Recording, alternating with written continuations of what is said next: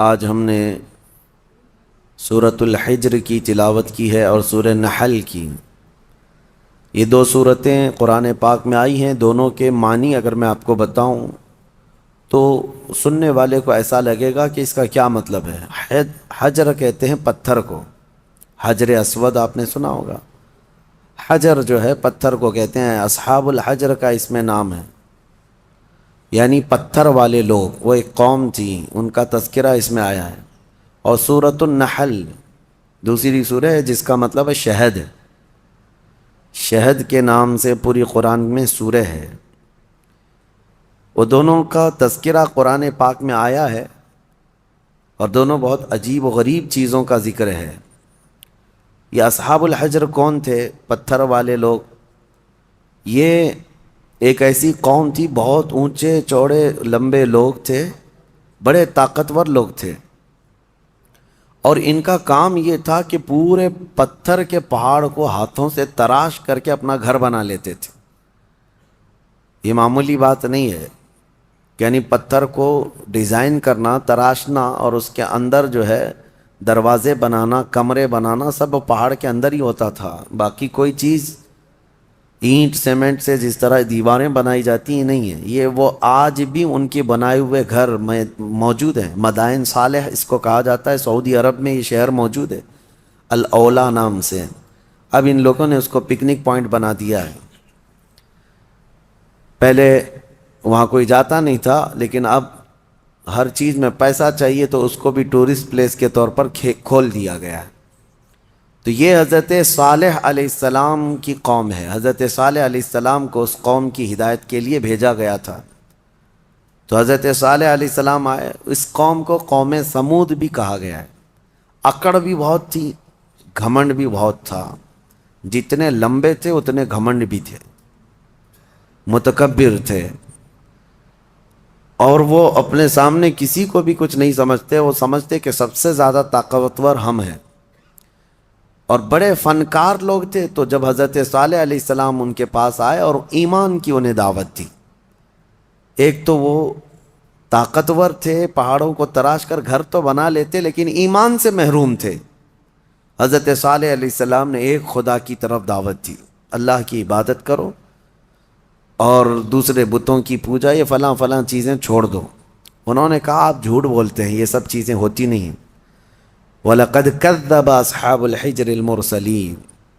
کذب کا مطلب ہوتا ہے جھٹلا دیا۔ حضرت صالح علیہ السلام کو سیدھے سے انہوں نے نکار دیا، کہا کہ آپ نبی نہیں ہیں، آپ کوئی نبی ہیں، کوئی رسول ہیں؟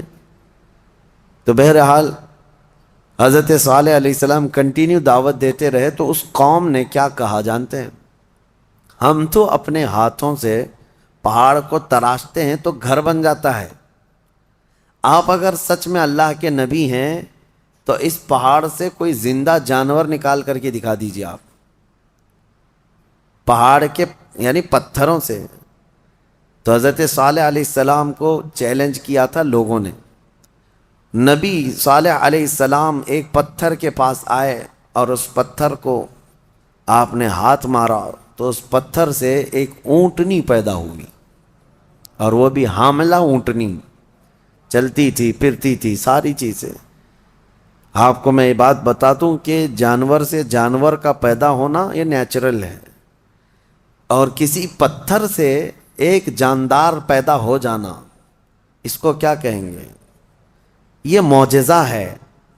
اب یہاں پر میں رک کر کے آپ کو یہ بتا دوں، کچھ لوگ یہ کہتے ہیں یہ سب کہانیاں ہیں اسلام میں، جیسے ایتھسٹ، ان کے بہت اعتراضات ہیں کہ معجزہ ایسا کیسے ہو سکتا ہے، چاند کیسے پھٹ گیا؟ آپ کہتے ہیں یہ سب تو آپ کی بنائی ہوئی باتیں ہیں، یہ معجزے کو نہیں مانتے کہ نیچر کے خلاف ایسا نہیں ہو سکتا۔ ہم کہتے ہیں نیچرل چیز آپ کو یہ لگتی ہے، لیکن کچھ چیزیں ایسی ہوتی ہیں جس کو سپر نیچر کہا جاتا ہے۔ قانون سے بھی بڑھ کر کے کوئی چیز ہوتی ہے، قانون سے بڑھ کر کے، یعنی کوئی چیزیں ہیں دنیا میں، کچھ قانون ہے۔ میں آپ سے پوچھتا ہوں، گریویٹی کا قانون پتہ ہے نا؟ اکثر سارے بچے جو پڑھے لکھے ہیں وہ جانتے ہیں گریویٹی یہ لا آف گریوٹی جس کو کہتے ہیں، کوئی بھی چیز اوپر جائے گی تو زمین کی طرف نیچے گر جائے گی. ہاں، ایک چھوٹی سی بھی چیز، ابھی اس کو میں انگوٹھی کو ادھر چھوڑوں تو کیا یہ رکھی کھڑی رہے گی؟ قانون کیا ہے؟ گریوٹی کا جو لا آف گریوٹی، ہر چیز زمین اس کو کھینچتی ہے. کشش ثقل اس کو کہتے ہیں، ہر وزنی چیز کو زمین اپنی طرف کھینچ لیتی. یہ قانون ہے، لا آف گریوٹی ہے. لیکن اس کے برخلاف بھی تو ہم دیکھ رہے ہیں، ہزاروں کلو کے وزن کی ایروپلین ہوا میں اڑتی ہے، اس کو زمین کیوں نہیں کھینچ لیتی؟ یہ کچھ لا آف گریوٹی سے بڑھ کر کے کوئی انسان ہی نے بنایا نا، اور دنیا اس کو ایکسیپٹ کر رہی ہے. ہونا تو یہ چاہیے، پانی میں ایک چھوٹا سا تنکا بھی ڈال دو، کیا ہوگا؟ پانی میں اندر چلا جائے گا. لیکن ہزاروں ٹن وزن لے کر کے کچھ شپ، کچھ جہاز پانی پر ایسے ہی تیرتے ہوئے جاتے ہیں، انسانوں کو بھی لے کے چل رہے ہیں، سامان کو بھی لے کے چل رہے ہیں. تو قانون جو ہے اس سے ہٹ کر کے بھی تو کچھ چیزیں ہوئی ہیں نا، دنیا میں ہو بھی رہی ہیں. تو معجزہ جو ہوتا ہے وہ سپر نیچر ہے، اور یہ بھی اللہ کے نبیوں سے ہے. جب لوگ ان سے مطالبہ کرتے ہیں تب اللہ تعالیٰ اپنے نبی کو یہ اختیار دیتا ہے، اور وہ نبی اپنی طاقت سے ایسا معجزہ دکھاتے ہیں. اب پتھر سے اونٹنی کا پیدا ہونا یہ معجزہ ہے. ان کو، بعض لوگوں کو یہ ہضم نہیں ہوگی بات اور سمجھ میں نہیں آئے گی. ان سے کہو اگر سمجھ میں آ جائے تو معجزہ ہی نہیں ہے. اگر سمجھ میں آ جائے، معجزہ وہ ہے جو عام انسان کی سمجھ میں نہ آئے.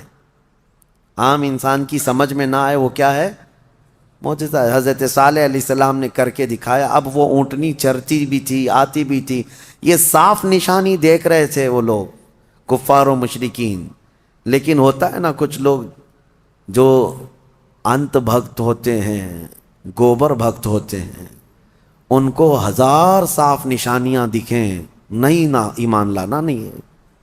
انکار کر دیا انہوں نے، کہا کہ یہ نہیں ہو سکتا. تو حضرت صالح علیہ السلام کی اونٹنی چرتی تو رہی، اور اس کے بعد ہوا یہ کہ وہ جو گاؤں کا تالاب تھا، جب وہ اونٹنی اس میں پانی پینے جاتی تو پورا پانی پی جاتی. تو اب ان کو ڈر لگنے لگا کہ ہمارے مویشی، ہمارے جانور کہاں پانی پئیں گے. تو وہ دشمنی کر بیٹھے اللہ کی اونٹنی سے. اس کو ناقۃ اللہ کہا ہے قرآن میں، ناقۃ اللہ، اللہ کی اونٹنی ہے. تو اب پھر اس کی دشمنی کرنے لگے. حضرت صالح علیہ السلام نے ڈرایا، یہ اللہ کی نشانی ہے، اس کے ساتھ چھیڑ چھاڑ کرو گے تو اللہ کا عذاب آئے گا، اس اونٹنی کو کچھ نہ کرنا. ہاں پانی کی ضرورت ہے، میں باری لگا دیتا ہوں، ایک دن یہ اونٹنی پانی پیے گی، ایک دن تمہارے جانور پانی پیئیں گے. اس طرح باری لگی، سب کو پانی ملتا تھا. لیکن اس کے باوجود یہ قوم سمود جو غرور اور گھمنڈ میں مبتلا تھے، انہوں نے ایک دن حضرت صالح علیہ السلام کی اس اونٹنی کو پکڑا اور تیر مار کر کے اس کو قتل کر دیا، اس کو مار دیا. جب اونٹنی جیسی ہی ختم ہو گئی، اللہ کا عذاب آنا تھا. وہ کیا کہتے تھے پتہ ہے؟ ہمیں پتہ ہے عذابات کا آپ جو ڈر سناتے ہیں، اگر نوح علیہ السلام کی قوم پر جیسے عذاب آیا تھا، کیا آیا تھا؟ طوفان، پانی بھر گیا تھا. اگر آسمان سے بارش بھی نازل ہو، طوفان بھی آئے تو ہمیں کچھ فرق نہیں پڑے گا، کیونکہ ہم بہت اونچے پہاڑوں پہ رہتے ہیں. پتھر کے پہاڑ اس کے اندر رہتے تھے، پہاڑ تو نہیں بہیں گے. دوسری چیز، اگر لوط علیہ السلام کی قوم پر جیسے عذاب آیا پتھر برسنے کا، اگر وہ بھی آ جائے تب بھی ہمارے پہاڑوں جیسے گھروں پر کچھ بھی اثر نہیں ہوگا. کون سا عذاب؟ اگر بہت تیز ہوائیں بھی آئیں تو پہاڑوں کو اٹھا کے تو نہیں لے جا سکتی.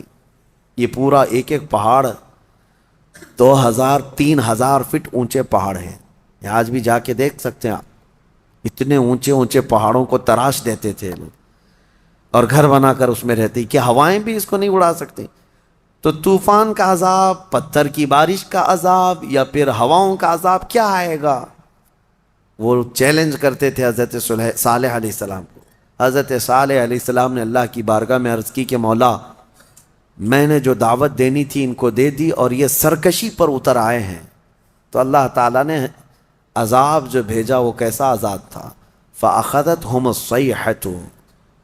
یہاں اللہ تعالیٰ فرماتا ہے صیحہ ایک لفظ ہے قرآن میں، چیخ کا عذاب، چیخ کا عذاب. میں آپ کو ابھی بتاتا ہوں قرآن سے کیا کیا چیزیں ثابت ہیں. معجزے کو آج سائنس کے اعتبار سے میں منواتا ہوں آپ کو. جیسے ابھی میں نے کہا کچھ قانون ایسے ہیں جو سپر نیچر ہے، قانون سے جو عام ہیں اس سے بڑھ کر کے.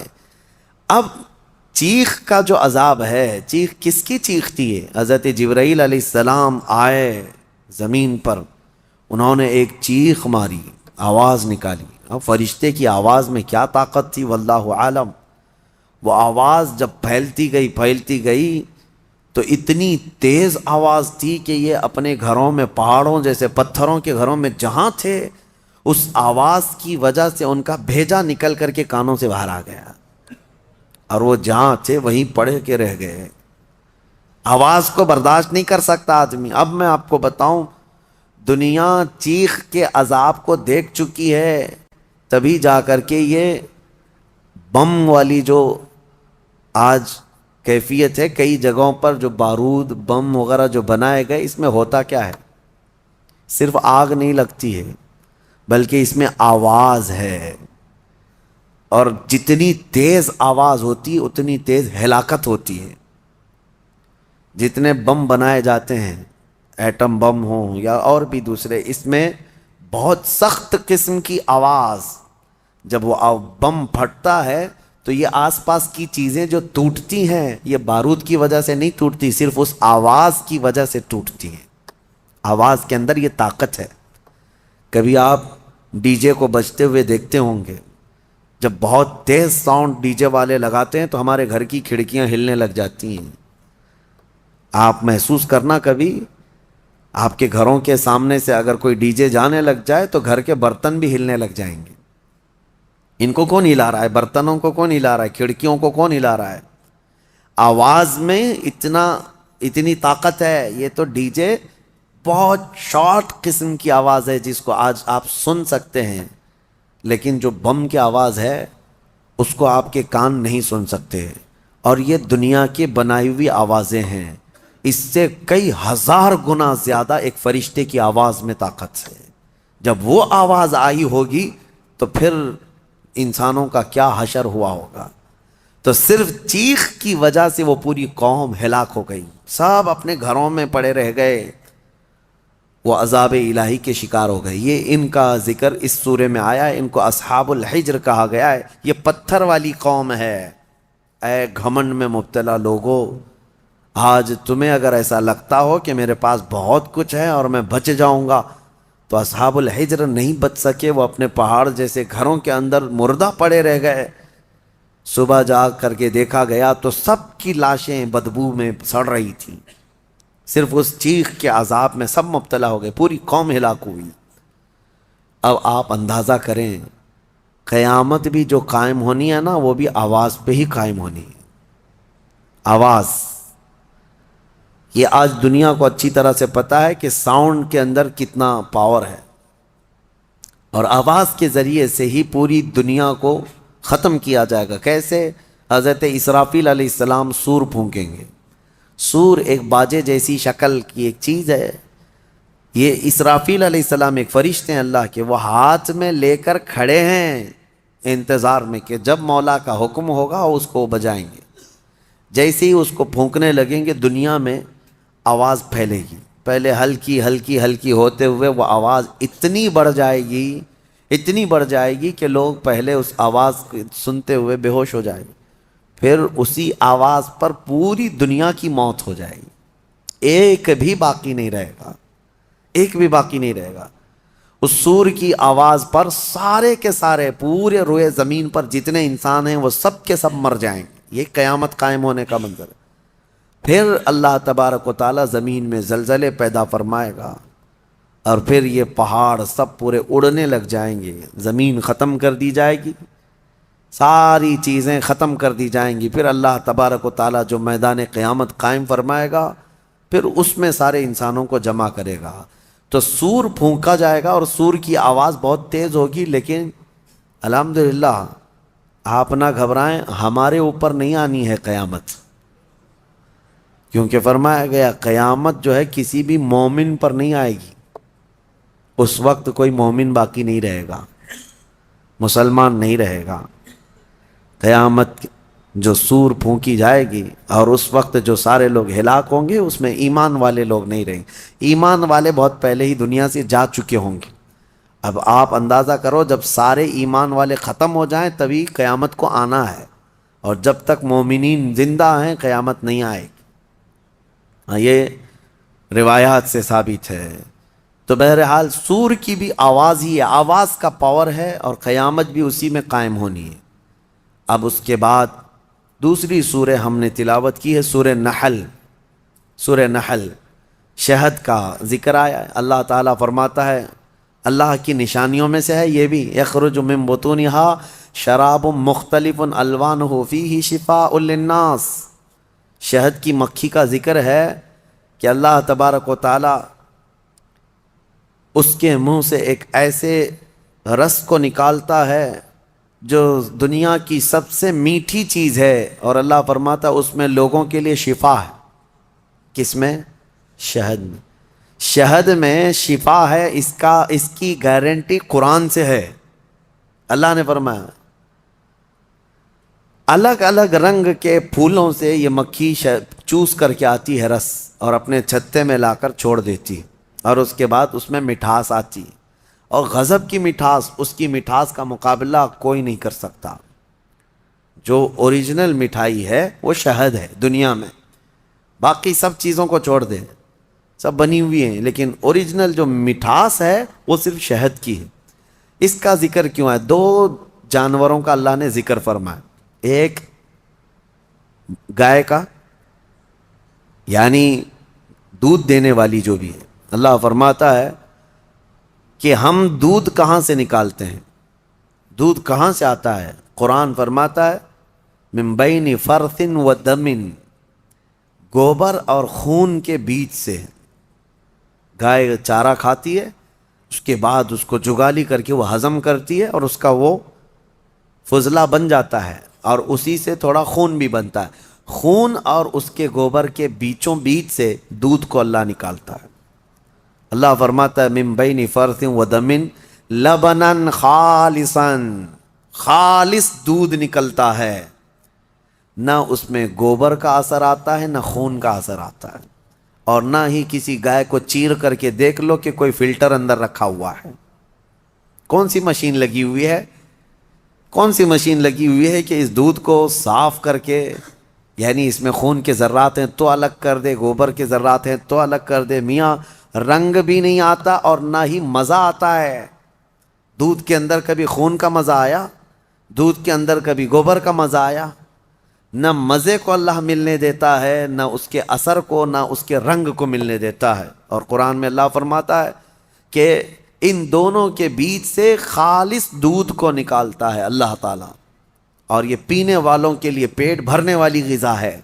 ایک اس کا ذکر ہے اس جانور کا، اور دوسرا مکھی کا، کہ مکھی جو ہے یہ عبرت کی چیز ہے، شہد کی مکھی۔ اللہ کرے کہ آپ کو کبھی ڈنک نہ مارے، کبھی ڈنک نہ مارے۔ اگر یہ مارتی ہے تو زہر چڑھتا ہے، جسم پھول جائے گا، چہرے پہ اگر کاٹ لے، کئی لوگوں کا اس میں انتقال بھی ہوا، موت بھی ہوتی ہے۔ اگر کئی مکھیاں مل کر کے کاٹ دیں آدمی کو شہد کی، آدمی مر سکتا ہے، زہر ہے۔ سمجھ میں نہیں آتا، وہ زہریلی مکھی ہے، اور پھولوں کا جو رس چوستی ہے اس میں سے آپ بھی چوس کے لا کے اپنے گھر میں تھوک کے دیکھو۔ گلاب کو چوس لو، موگرے کو چوس لو، چمیلی کو چوس لو، اور اپنے گھر کے ایک کٹوری میں تھوک کے دیکھو، بدبو ہی آئے گی۔ اور پھولوں کا رس تو کڑوا ہی ہوتا ہے، لیکن وہ مکھی زہریلی خود بھی ہے اور چوستی کڑوے پھولوں کا رس ہے، اور لا کر کے چھتے میں جب ڈالتی ہے تو نہایت ہی شیریں، نہایت ہی میٹھی چیز۔ اب اللہ تبارک و تعالیٰ فرماتا ہے کون ہے جو اس میں مٹھاس پیدا کرتا ہے؟ کون ہے؟ اس کو مٹھاس پیدا کرنے والا کون ہے؟ وہ خالق کائنات ہے، جو پھولوں کو رنگ دیتا ہے اور شہد کی مکھی کے منہ میں مٹھاس دیتا ہے۔ اب اسی کو کہا گیا ہے یہ عبرت کی چیز ہے۔ ویسے آپ کو میں یہ بات بھی بتا دوں، وہ ڈنک مارے تو زہریلی، لیکن تھوک دے اپنے چھتے میں تو وہ شفا والی غذا ہے۔ ایک ہی منہ سے دو چیزیں کیسے؟ اتنا زہر بھی ہے کہ کاٹے تو مر جائے، اور اتنا ہے کہ اپنے گھر میں چھوڑے تو بیماروں کو شفا بھی ہو جائے۔ ایک ہی مکھی کے اندر یہ دو چیزیں۔ اعلیٰ حضرت فاضل بریلوی رضی اللہ تعالیٰ عنہ کی یاد آتی ہے، آپ نے فرمایا گستاخان رسول کو، وہ فرماتے ہیں اعلیٰ حضرت ظالموں میں شہد کی مکھی کی طرح ہوں۔ اعلیٰ حضرت اپنے آپ کو کہتے ہیں میں شہد کی مکھی کی طرح ہوں، جس کی مٹھاس کا بھی جواب نہیں، جس کے ڈنک کا بھی جواب نہیں۔ وہ اپنوں کے لیے میٹھا رس دیتا ہے اور ظالموں کے لیے وہ ڈنک بھی مارتا ہے۔ اعلیٰ حضرت نے اپنے لیے مثال میں فرمایا شہد کی مکھی کی طرح۔ لیکن میں آپ کو ایک روایت یہ بھی بتاؤں، اس شہد کی مکھی کے اندر جو مٹھاس آتی ہے، اتنی مٹھاس کیسے؟ فرمایا کہ یہ جب پھولوں کا رس چوستی ہے تو پھولوں کا رس چوس کر اپنے گھر جانے تک یہ حضور پاک پر درود پڑتی ہے، اور اس درود کی برکت ہے حضور پاک صلی اللہ تعالیٰ علیہ وسلم کے کہ اس کے منہ میں مٹھاس پیدا ہوتی ہے۔ اللہ تعالیٰ ہمارے منہ میں مٹھاس پیدا فرمائے، زبان میں آپ کے اثر پیدا فرمائے۔ یہ دونوں چیزیں اللہ تعالیٰ نے عبرت کے طور پر فرمایا ہے۔ دو جانوروں کا ذکر ہے اور دونوں عبرت کے لیے ہے۔ اب ان لوگوں کو آج کے زمانے میں پتہ چل رہا ہوگا نا کہ دودھ کہاں سے نکلتا ہے۔ آج سرچ کر کے بتا رہے ہوں گے نا کہ دودھ کہاں سے نکلتا ہے۔ ڈائری والوں کو پوچھو یا اس کے جو ریسرچ اسکالرس ہیں ان سے پوچھیں۔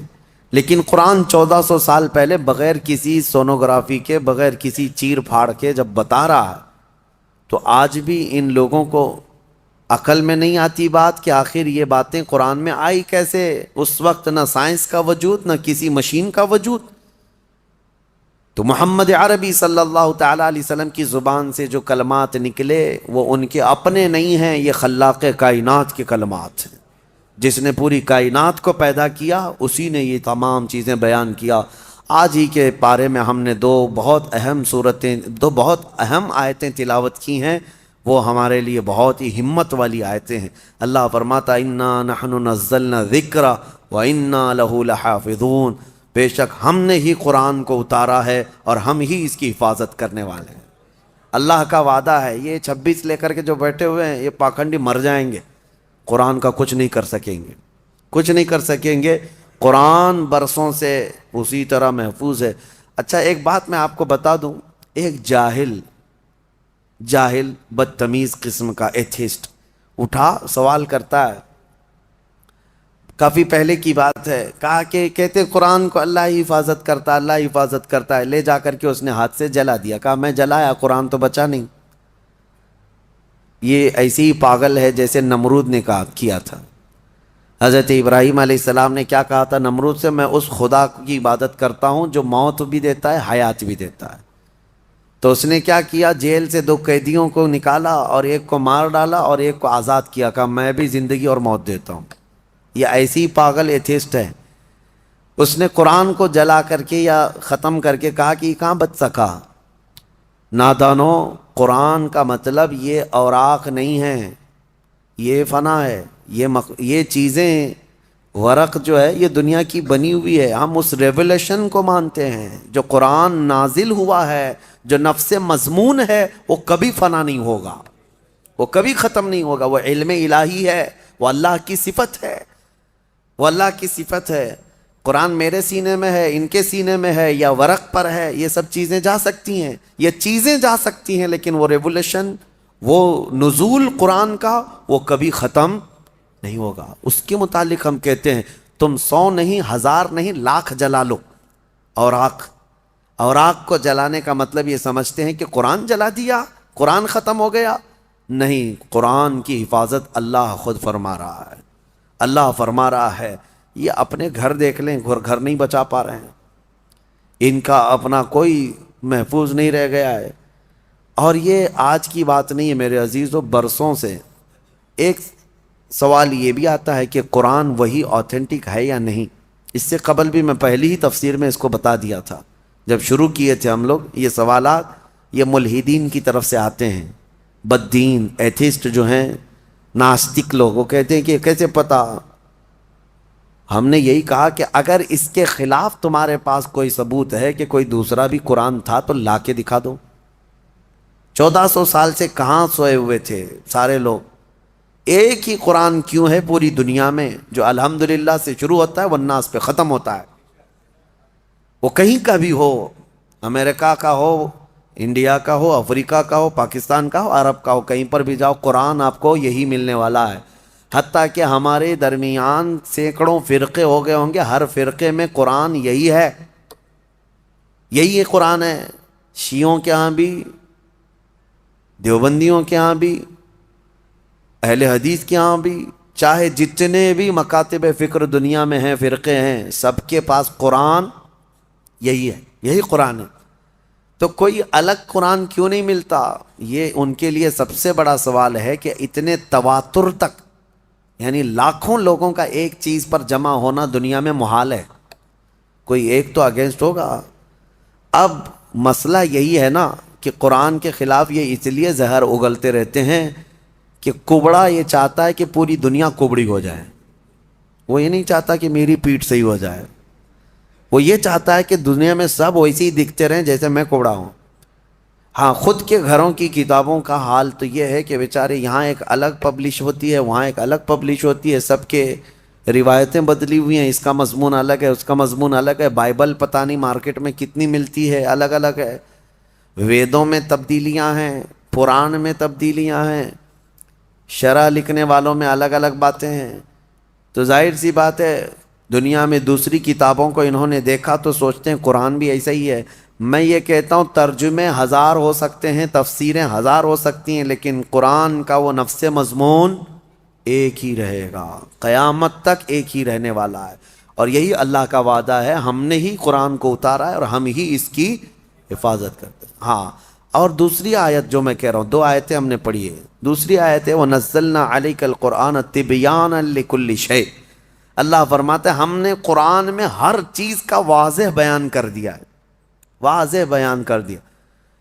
میں تقریباً آج سے 10 سال پہلے کی بات ہوگی، تو 2012 وغیرہ میں ایک صاحب وہ پوچھنے لگے، وہ بڑے ماڈرن خیالات کے ہیں، تو انہوں نے کہا آپ کہہ رہے ہیں قرآن میں ہر چیز کا واضح بیان ہے، تو کیا پیٹرول کا بھی ذکر ہے قرآن میں؟ اور پتہ نہیں پیٹرول ہی شاید اس کو زیادہ اچھا لگتا ہو یا پیٹرول پیتا ہو۔ میں نے کہا پیٹرول کیا؟ اللہ نے فرمایا ہر چیز کا واضح بیان ہے، ہر چیز کا واضح بیان ہے۔ ہم نے ان سے پوچھا تمہیں پتہ ہے سمندر میں موتیاں ہیں؟ پتہ ہے نا، سمندر میں ہی ہوتی ہے نا موتیاں۔ کہا ہاں ہے۔ کہا جاؤ ڈوب کے لے کے آؤ۔ کہا ہمارا کام نہیں ہے۔ کہا کس کا ہے؟ وہ جوہری کا کام ہے جو غوطہ لگاتا ہے۔ کہا یہی قرآن میں ہر چیز کا بیان ہے، اس میں غوطہ لگانے کا کام اماموں کا ہے جو مجتہدین ہیں، ائمہ مجتہدین ہیں، علماء صالحین ہیں، جس کا جیسا علم ہوگا وہ غوطہ لگاتا ہے اور قرآن سے نکالتا ہے۔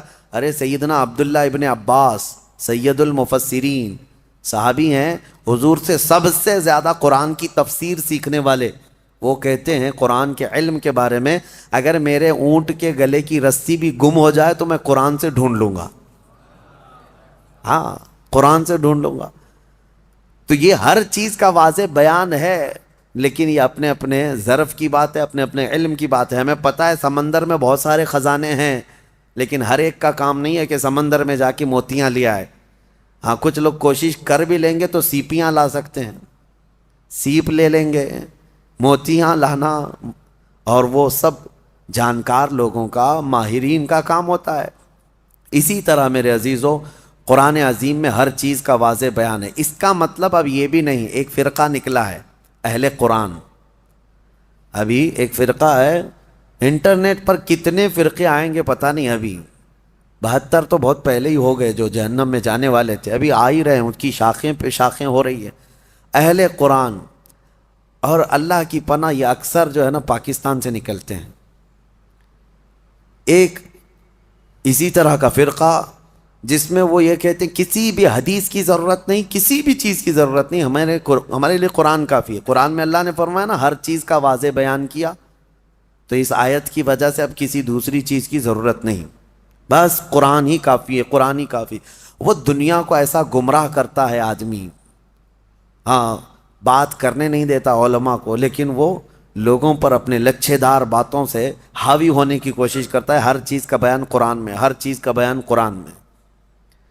کافی سال پہلے ہمارے استاد گرامی حضور محدث کبیر رحمۃ اللہ ادام اللہ اقبالہ، آپ نے فرمایا تھا کہ آپ کا ایک اہل قرآن سے کسی سے مباحثہ ہو رہا تھا، ہر چیز کا بیان قرآن میں، ہمارے لیے قرآن کافی ہے۔ تو حضرت نے اس سے کہا کہ تو ٹھیک ہے، کتا کھانا کہاں ہے، کیا ہے بتائیے، حلال ہے کہ حرام ہے؟ قرآن میں اس کا ذکر ہونا چاہیے، صاف صاف ذکر ہو، کتا کھانا کیا ہے۔ اگر حلال ہے تو پہلے تم کباب بنا کے کھاؤ، اور حرام ہے تو پھر قرآن سے دکھاؤ۔ نہیں تھا کیا قرآن میں ہر جانور کا پرٹیکولر نام ہے؟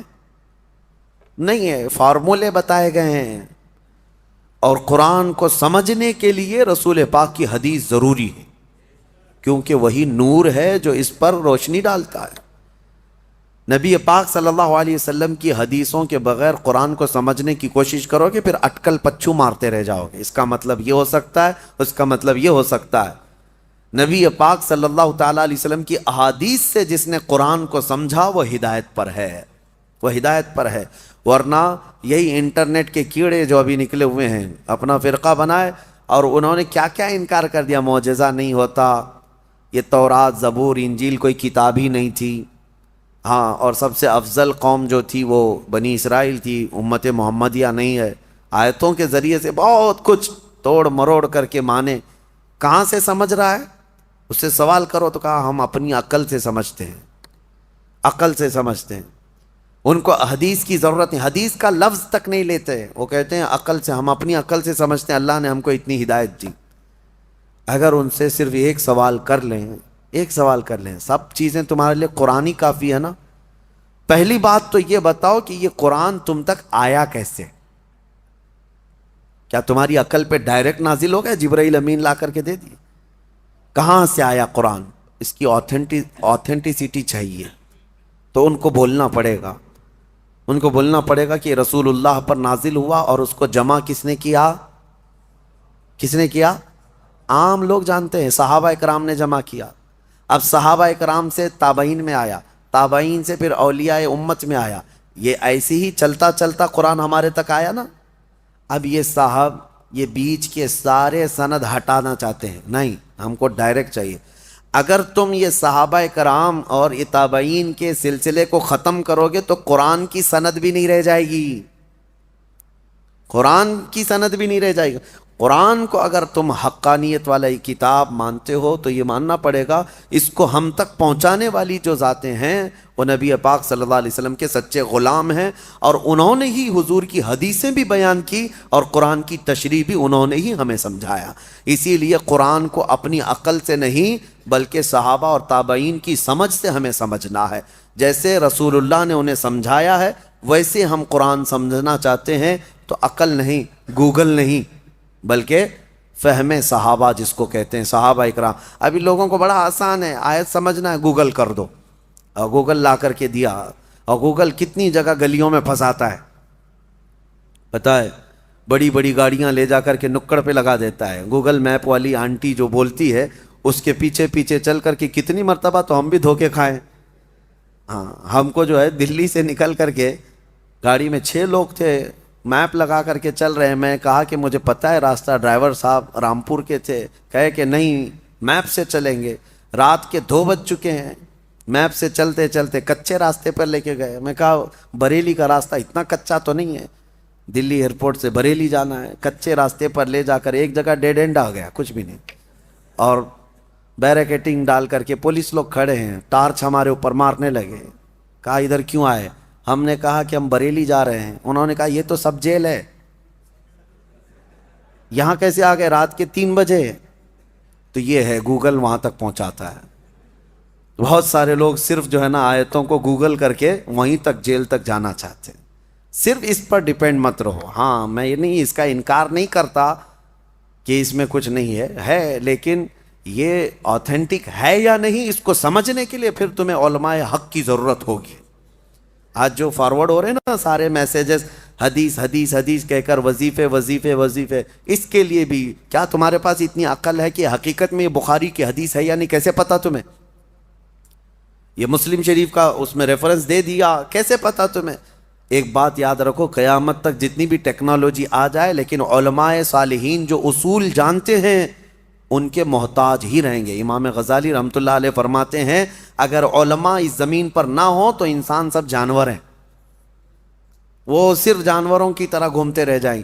آپ کو حق اور باطل میں فرق کرنے کا طریقہ انٹرنیٹ سے نہیں معلوم پڑے گا، پھر تمہیں کسی کے ہاں جا کر کے سمجھنا ہی ہوگا. بہرحال اللہ تبارک و تعالی ہمیں قرآن سے ہدایت عطا فرمائے اور بد دین اور گمراہوں کی صحبت سے اللہ ہماری حفاظت فرمائے. جو اہل قرآن جو نیچری فرقہ ہے اللہ تعالیٰ اس سے آپ کی حفاظت فرمائے. جنہوں نے فرشتوں کا انکار کر دیا، شیطان کا انکار کر دیا اور جنت کا، دوزخ کا، حساب کا، کتاب کا، سب چیزوں کا انکار کر دیا.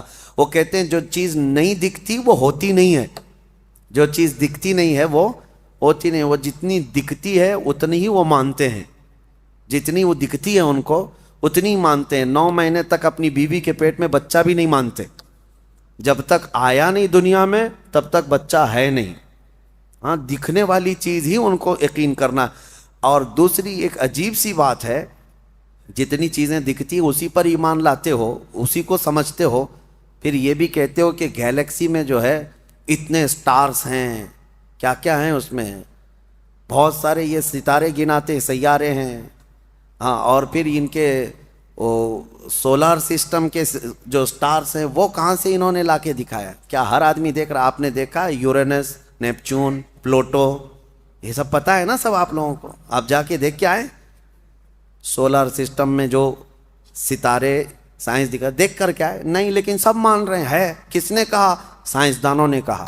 سائنسدانوں نے کہہ دیا کہ سولار سسٹم میں یورینس بھی ہے، نیپچون بھی ہے، پلوٹو بھی ہے، فلاں فلاں سٹارز ہیں. آپ آنکھ بند کر کے مان رہے ہیں.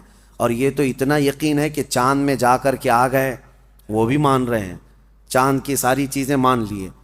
تم دنیا کو سائنسدانوں کے کہنے پر مان سکتے ہو، ہم اللہ کے حبیب کے کہنے پر جنت و دوزخ کیوں نہیں مانیں گے؟ یقیناً اس رسول نے ہمیں خبر دیا ہے، اس پر ہم ایمان لاتے ہیں، اور اللہ تعالی ہم سب کو غیب پر ایمان لانے والی جماعت میں ہی قبول فرمائے. وآخر دعوانا ان الحمدللہ رب العالمین. ویڈیو اچھا لگے تو ویڈیو کو لائک، شیئر اور چینل کو سبسکرائب ضرور کریں. جزاک اللہ. حضور اکرم صلی اللہ تعالیٰ علیہ وسلم ایک مرتبہ مدینہ طیبہ سے گزر رہے تھے. ایک قافلہ تھا، طارق المحاربی نام کے ایک راوی ہیں، انہوں نے پوری ایک لمبی حدیث روایت کی ہے. کہتے ہیں کہ ہم لمبے سفر سے آئے تھے، ہمارا قافلہ تھا، ہمارے قافلے میں ایک لال رنگ کا اونٹ بھی تھا، سرخ اونٹ جس کو کہتے ہیں. اور اس زمانے میں سرخ اونٹ کی بڑی قیمت ہوتی تھی، بہت مہنگا اونٹ ہوتا تھا. حضور پاک صلی اللہ تعالیٰ علیہ وسلم کا گزر وہاں سے ہو رہا تھا. آپ رک گئے، ان لوگوں سے خیر خیریت پوچھی، کہاں سے قافلہ آ رہا ہے، کہاں جا رہا ہے. اور پھر اس کے بعد اس اونٹ کو نبی پاک صلی اللہ علیہ وسلم نے دیکھا اور پسند فرمایا، اور ان سے کہا کیا تم یہ اونٹ مجھے بیچو گے؟ اس قافلے والوں نے کہا ہم بیچیں گے. قیمت کتنی ہے؟ ان لوگوں نے بتایا اتنی کھجوریں، یعنی ہم باغیچے کی اتنی کھجوریں لیں گے. انہوں نے ایک قیمت بتائی. حضور پاک صلی اللہ تعالیٰ علیہ وسلم اس پر راضی ہوئے، کہا کہ ٹھیک ہے، اتنی کھجوروں پر میں راضی ہوں، اونٹ میرے ہاتھ دے دو. ان لوگوں کا جو قافلے کا امیر تھا اس نے اونٹ اٹھایا اور حضور کے ہاتھ دے دیا. اس وقت رسول پاک صلی اللہ علیہ وسلم کے پاس نہ کھجوریں تھیں نہ کوئی سامان تھا، لیکن حضور اونٹ کی رسی اپنے ہاتھ میں لیے اور مدینے کی طرف چل پڑے. قیمت تو ادا نہیں ہے. ان لوگوں میں سے کسی نے پوچھا بھی نہیں. حضور صلی اللہ تعالیٰ علیہ وسلم اونٹ کی رسی پکڑ کر مدینے کی طرف چل پڑے، جبکہ یہ سرخ اونٹ بڑا قیمتی ہوتا تھا. انہیں احساس بھی نہیں تھا، اندازہ بھی نہیں تھا قیمت لینے کا. جب حضور آنکھوں سے اوجھل ہو گئے تو قافلے میں بات چیت شروع ہو گئی، کیا قیمت مل گئی؟ تو انہوں نے کہا نہیں، قیمت تو انہوں نے دیا نہیں ہے. طے تو ہوئی ہے اتنے کھجوروں کی قیمت ہے اس اونٹ کے بدلے، لیکن انہوں نے دیا تو نہیں. سب ایک دوسرے کو کوسنے لگ گئے کہ ایک انجان آدمی کے ہاتھ میں اونٹ کیسے دے دیا؟ ہم انہیں جانتے نہیں، پہچانتے نہیں، ان کے ہاتھ میں ایک سرخ اونٹ کیسے دے دیا؟ وہ تو آنکھوں سے اوجھل ہو گئے، اب انہیں ڈھونڈے گا کون؟ یہ باتیں بڑھتی گئی، امیر قافلہ کو لوگ کوستے رہے کہ تو نے ایک بڑا نقصان کیا ہے۔ قافلے میں ایک خاتون تھی، ایک عورت تھی، اس عورت نے ہنگامے کو ٹھنڈا کیا اور کہا قریب آ کر، لوگوں جھگڑو مت، اس لیے کہ میں نے اس چہرے کو دیکھا، وہ جھوٹا چہرہ نہیں ہو سکتا، ان کی باتوں کو میں نے سنا ہے، وہ شہد سے زیادہ میٹھی ہیں، ان کے بیٹھنے اور اٹھنے کے انداز کو میں نے دیکھا ہے، وہ دنیا کا کوئی عظیم آدمی ہے، انتظار کیوں نہیں کرتے؟ یہاں تک کہ شام ہو گئی اور رات ہو گئی۔ رات کو قافلہ جہاں پڑاؤ کیا تھا سب اپنے اپنے خیموں میں موجود تھے۔ نبی پاک صلی اللہ تعالیٰ علیہ وسلم کے ایک صحابی یا دو صحابہ اپنے ہاتھوں میں کھانے کی بڑی بڑی طبق لے کر کے آئے اور اس قافلے والوں سے کہا فلاں بن فلاں کہاں ہے؟ لوگ باہر آئے، پوچھا کہ کون ہے؟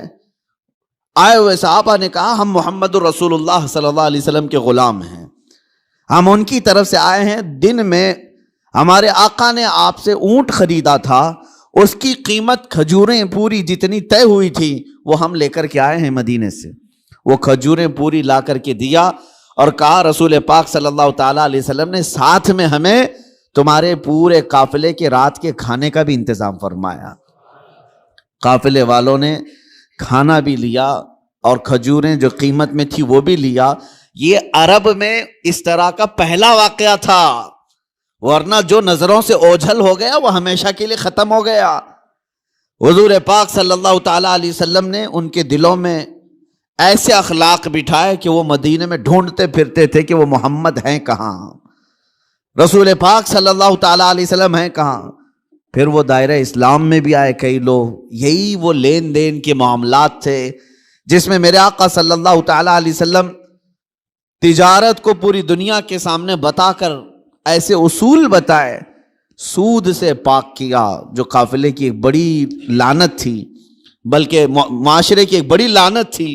حضور پاک صلی اللہ علیہ وسلم نے فرمایا سود کو میں نے اپنے پیروں سے روند دیا، ختم فرما دیا۔ سود میں ہوتا کیا ہے آپ کو پتا ہے؟ جس کو آپ بیاج کہیں، بڈی کہیں یا جو بھی نام دے دیں، لیکن بڑھا کر کے لینا، کسی کو قرض دینا اور اس سے بدلے میں بڑھا کر کے لینا۔ 100 روپیہ قرض دیا، 110 روپے لیا، 120 روپے لیا، بلکہ 101 روپے بھی لیا، تو یہ سود ہو گیا۔ جس کو قرض دیا اور بدلے میں بڑھا کر کے لیا، صرف پیسے میں نہیں، کسی بھی چیز میں وہ بڑھا کر کے لینا، یہ سود کہلاتا ہے، اور یہ اسلام میں بہت عظیم گناہ اس کو بیان کیا گیا۔ کیوں؟ وجہ کیا ہے؟ اس میں بندوں کا حق مارا جاتا ہے۔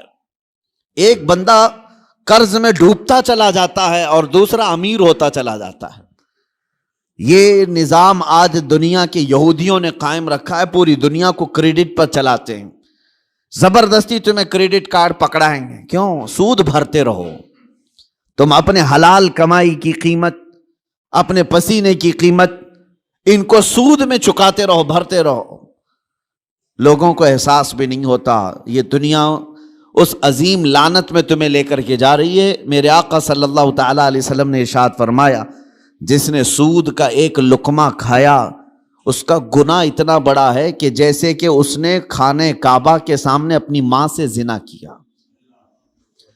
اتنا بڑا اس کا گناہ ہے۔ بلکہ ایک حدیث میں 73 درجے گناہ کے ہیں، سود کھانے والے کے گناہ 73 درجے کے ہیں، 73۔ اس میں سے پہلا درجہ یہ ہے کہ وہ ماں کے ساتھ بدکاری کیا ہو۔ عزیزان گرامی وقار، اس کو اتنا سخت کیوں بیان کیا گیا؟ بندوں کے حقوق مارے نہ جائیں، بندوں کے حق تلف نہ ہوں۔ امانت کے ساتھ جو معاملات ہوتے تھے، آپ دیکھیں وہی چیز آج ہمارے معاشرے سے ختم ہونے لگ گئی ہے۔ آج تمہیں لون لینے کی ضرورت کیوں پیش آنے لگی؟ آج قرض جہاں پر بھی جائیں گے تمہیں بیاج کے ساتھ لینے کی ضرورت کیوں پیش آ رہی؟ اس کی وجہ یہی ہے کہ آپس میں اعتماد اور بھروسہ ختم ہو گیا۔ قرض حسن کون دینے والا ہے؟ آج ایک مسلمان اٹھے اور دوسرے کے پاس جائے اور کہے کہ مجھے 5 لاکھ کی ضرورت ہے، اللہ ماشاء اللہ کون ہوگا؟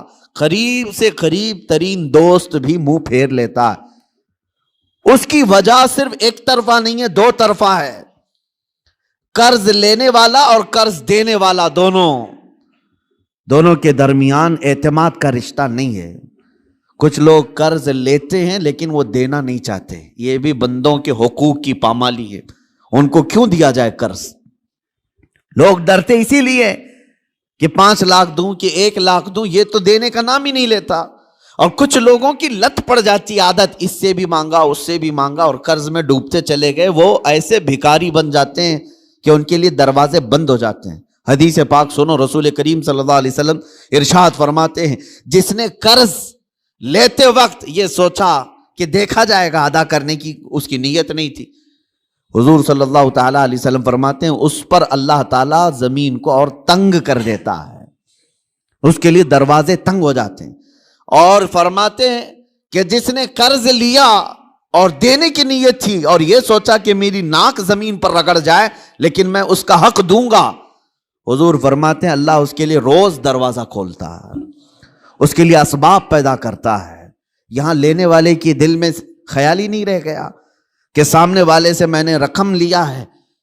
بے چینی شروع ہو جانی چاہیے، ہمیں بے قراری شروع ہو جانی چاہیے. کسی کا قرض لیا ہے تو نیند اڑ جائے کہ نہیں میرے بھائی کا قرض ہے مجھے واپس دینا ہے.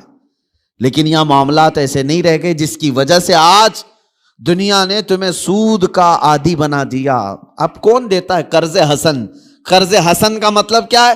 1 لاکھ روپے میں آپ کو دیا اور بدلے میں آپ نے بھی 1 ہی لاکھ روپے لوٹایا. یہ قرض حسن اچھا قرض ہے. پہلے یہ ہوا کرتا تھا آپس میں مومنوں کے درمیان قرض، لیکن جب لوگوں کے معاملات خراب ہو گئے تو کون دینا چاہتا ہے اور لینے والا بھی آج کل لوٹانا نہیں چاہتا. تو یہ معاملات ختم ہونے لگ گئے اور اس کی وجہ کیا بنی؟ جب اعتماد کا رشتہ ٹوٹ گیا تو تم سود کے کاروبار میں پڑ گئے. اب تمہارے پاس کوئی راستہ نہیں رہ گیا، جاؤ بینکوں سے لون لو یا غیر مسلموں سے بھاری سود میں قرض اٹھاؤ اور اپنے کام کرتے رہو.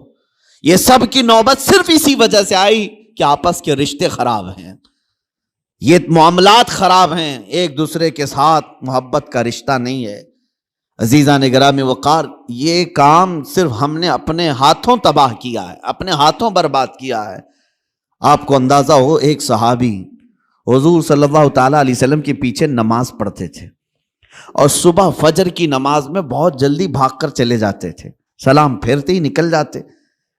ایک دن ان کو صحابہ اکرام نے روک لیا کہ آپ حضور کے پیچھے نماز پڑھتے ہیں اور رکتے نہیں ہیں. اللہ کے رسول صلی اللہ تعالیٰ علیہ وسلم سے ان کی شکایت بھی کی. حضور صلی اللہ علیہ وسلم نے ان سے پوچھا کیا بات ہے فجر کی نماز میں اتنی جلدی بھاگ جاتے ہو؟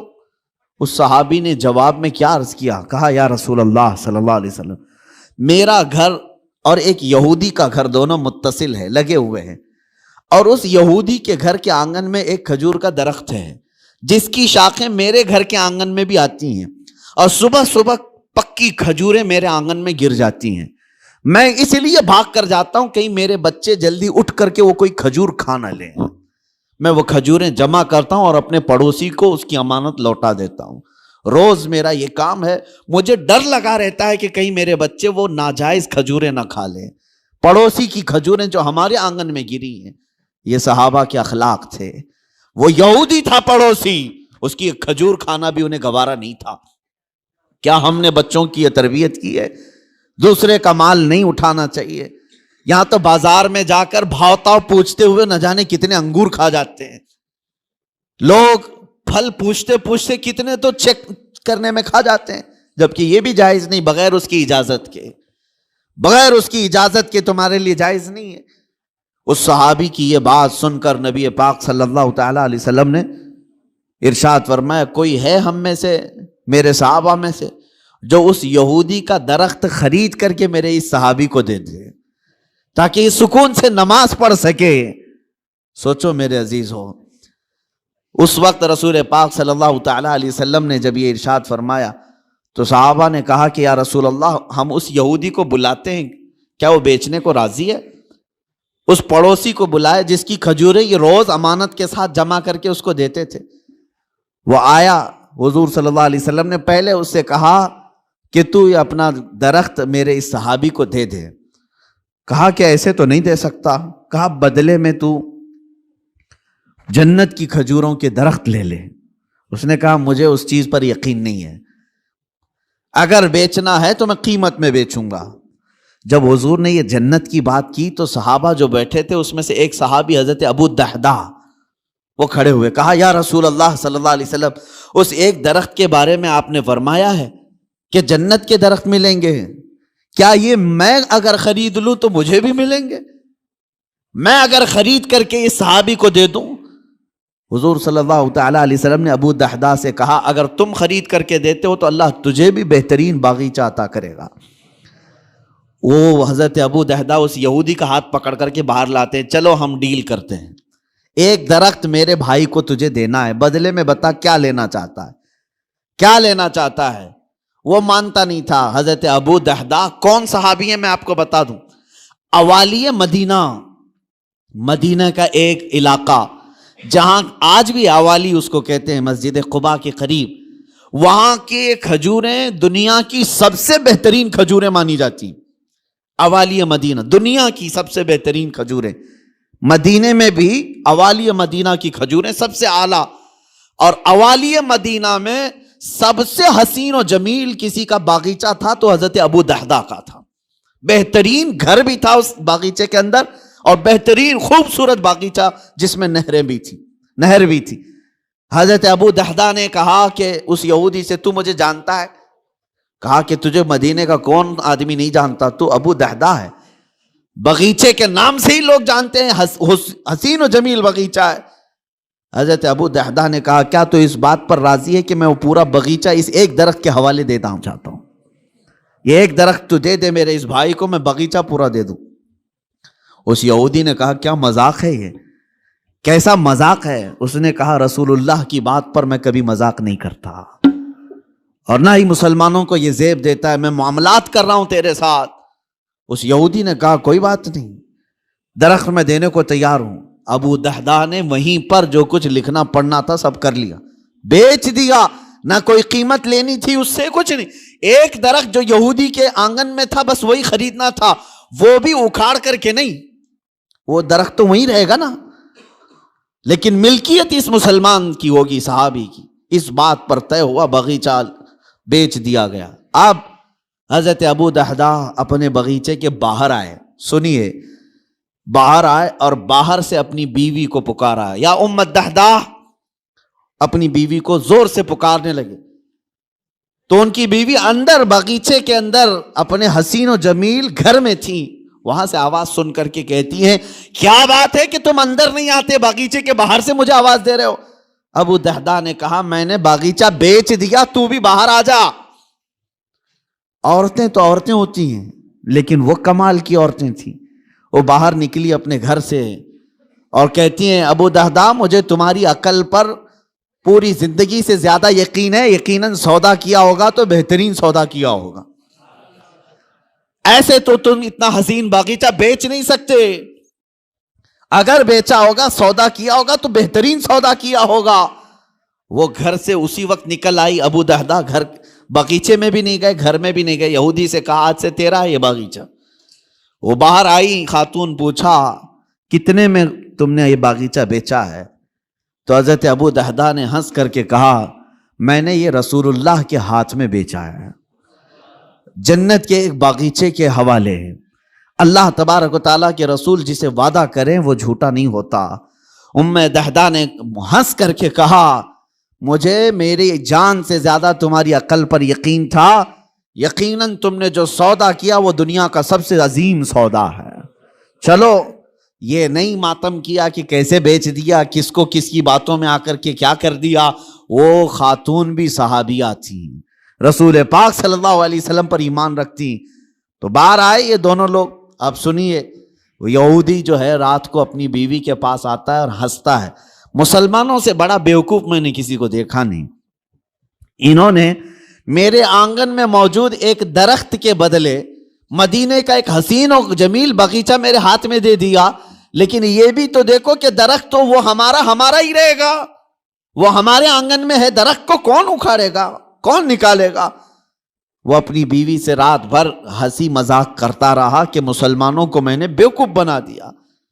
اور وہ صحابی جو صبح نماز سے فوراً بھاگ کر اپنے گھر آتے تھے کھجوریں چننے کے لیے، آج وہ مسجد نبوی میں حضور کے پیچھے نماز پڑھ رہے ہیں، سکون و اطمینان کے ساتھ نماز پڑھتے رہے، اور اس کے بعد نماز ہو گئی تو حضور صلی اللہ تعالیٰ علیہ وسلم نے صحابہ سے کہا کہ چلو اس صحابی کے ساتھ چلتے ہیں وہ درخت دیکھنے کے لیے، اس لیے کہ کسی کا گمان ہے کہ اس نے مسلمانوں کو بیوقوف بنا دیا۔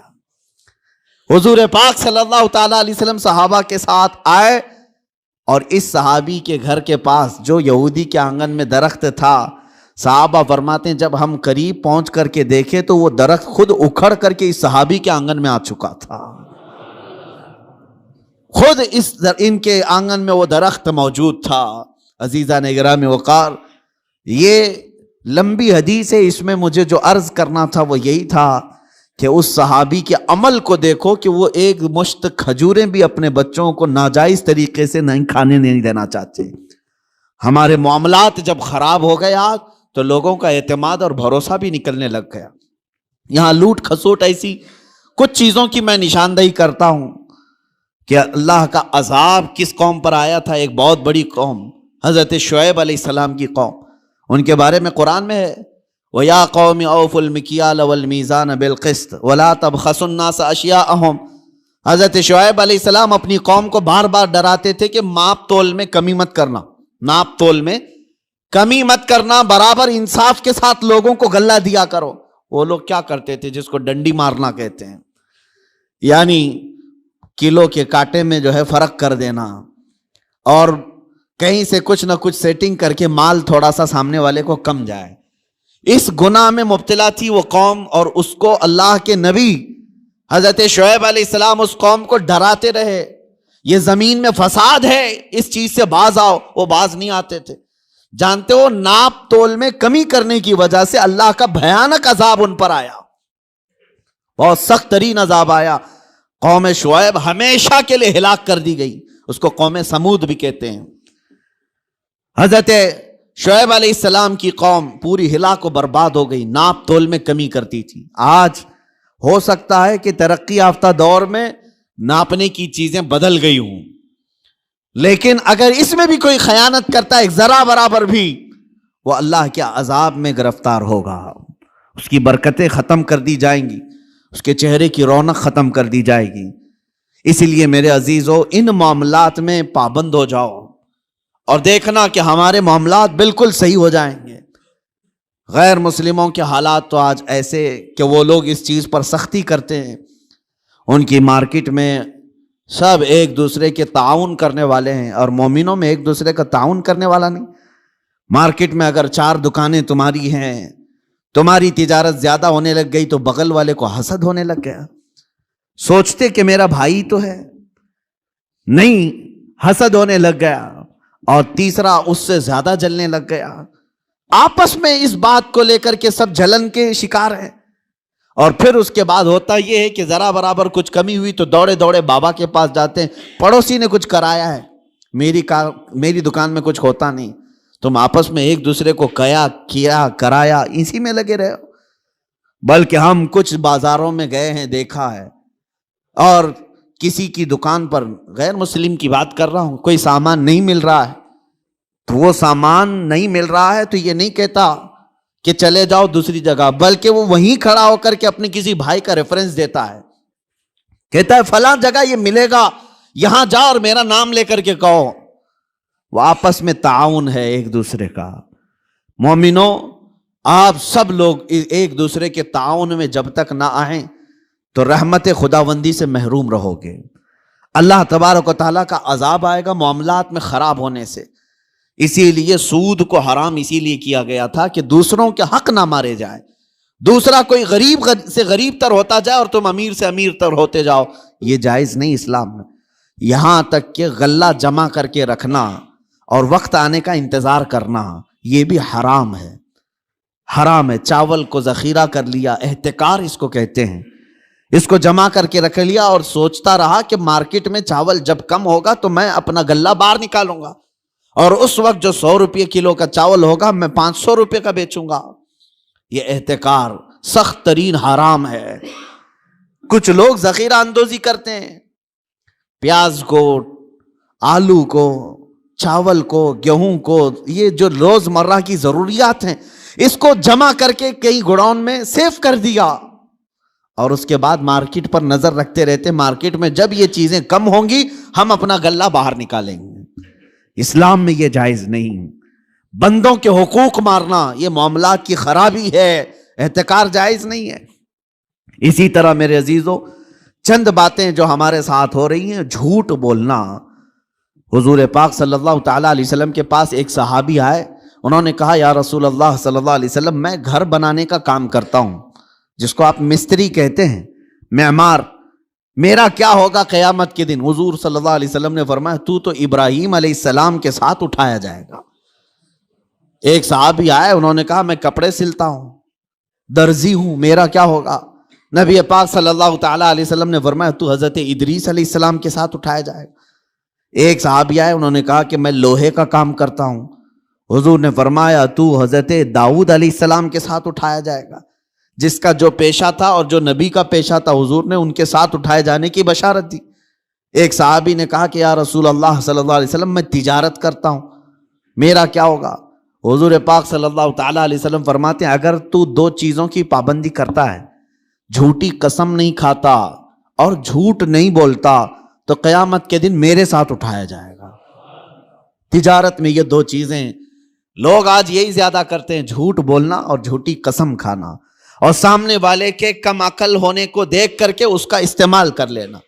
لوگ اس انتظار میں رہتے ہیں کہ ایسا گاہک آئے، ایسا گراہک آئے جس کو معلومات کم ہو تو اسے جلدی ٹوپی پہنا دیا جائے، جس کو خرید و فروخت کا تجربہ نہ ہو اس کو جیسے تیسے بیچ کر کے ختم کر دیا جائے۔ لوگ تو ایسے گراہک کے انتظار میں رہتے ہیں۔ امام اعظم ابو حنیفہ رضی اللہ تعالیٰ عنہ، ہمارے امام سراج الامہ، یہ خود تاجر تھے۔ ایک بار بیٹھے ہوئے تھے اپنی دکان میں، ایک عورت کپڑا لے کر کے آئی۔ وہ کپڑا اچھے قسم کا کپڑا تھا، اور وہ عورت جو بیچنے آئی تھی اس کی قیمت وہ کم بول رہی تھی۔ امام اعظم کے پاس وہ آئی اور لے کر کے اس نے کہا کہ یہ کپڑا مجھے بیچنا ہے۔ حضرت امام اعظم نے پوچھا کتنے کا بیچ رہی ہو؟ اس نے کہا 10 درہم۔ تو آپ ہنسنے لگے کیونکہ آپ ماہر تھے کپڑوں کی تجارت کے۔ آپ نے کہا یہ کپڑا اتنی قیمت کا نہیں ہے۔ تو اس نے کہا مجھے ضرورت ہے، اتنی پیسے دے دو۔ امام اعظم نے کہا نہیں، میں یہ نہیں کہہ رہا کہ یہ زیادہ ہے، بلکہ تو قیمت کم لگا رہی ہے، کپڑا زیادہ قیمت کا ہے۔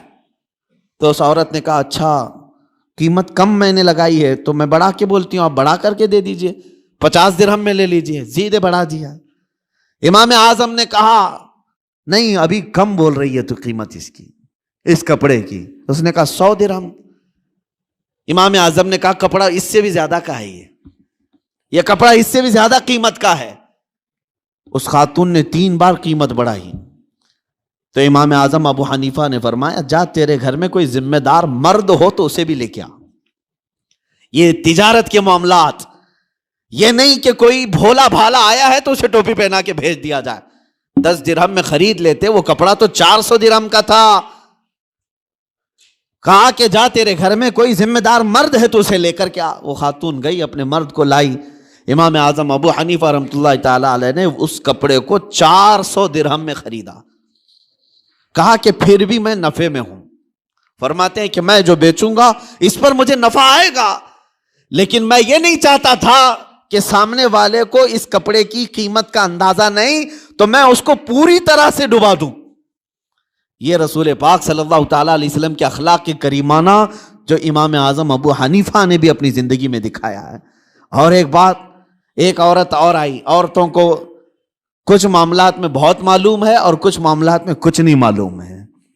وہ کبھی کبھار مارکیٹ میں صرف اسی لیے جاتی ہیں کہ گراتی رہیں یا اٹھاتی رہیں۔ بہرحال ایک خاتون آئی اور اس نے کہا، امام اعظم ابو حنیفہ رحمۃ اللہ تعالی علیہ کے پاس ایک کپڑا تھا ریشم کا، اور اس عورت کے پاس کچھ ہی پیسے تھے۔ اس عورت نے کہا میں ایک غریب عورت ہوں، مجھے آپ ایک کپڑا ایسا بیچو جس میں آپ نفع مت لینا مجھ سے۔ وہ کہا جاتا ہے نا مدل مل جائے، یہاں تو سب ہر کوئی یہی دعویٰ کرتا ہے جتنے کا پڑا ہے اتنے کا بیچ رہا ہوں آپ کو، پھر دکان کیوں کھول کے بیٹھا ہے؟ ہر کوئی یہی کہتا ہے کہ مجھے جتنے کا پڑا ہے اتنے میں دے رہا ہوں آپ کو۔ امام اعظم ابو حنیفہ رحمۃ اللہ تعالی علیہ کے پاس عورت آئی، کہا ایک کپڑا مجھے دیجئے، اس پر آپ نفع مجھ سے مت کمائیے، باقی سب سے نفع تو لیتے ہی ہیں۔ تو امام اعظم نے کپڑا اٹھایا اور کہا لے لے اس چیز کو، تھان تھی، کہا کتنے، کہا 4 درہم۔